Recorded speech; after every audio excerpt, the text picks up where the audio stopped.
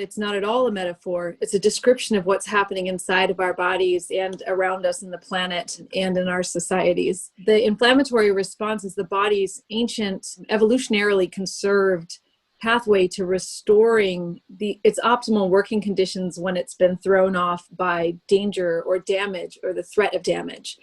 And what we've seen over the course of the last, I'd say 30 years, is that inflammatory diseases are the leading causes of death in industrialized places that have been really impacted by colonialism, whose societies are set up through the architectures that were put in place during colonial rule. One of the things that we're very keen on pointing out is that the colonial moment was also a capitalist moment.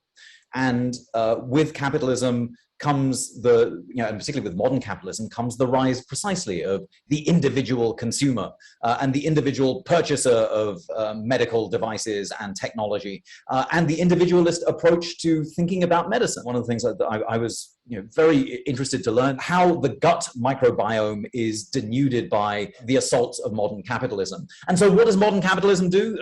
It deploys a certain kind of salvage anthropology and a salvage medicine.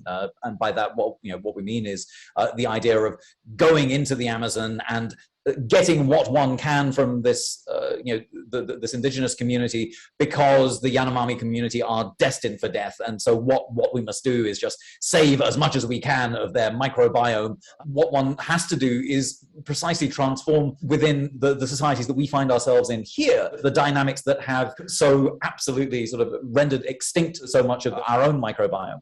And what that means is that you can't do this process of decolonizing alone, right? It's not therapy. It's not something where you talk your way out of it. And that means a break with the sort of individualist culture, but that's part of the joy of of the deep medicine that we're offering.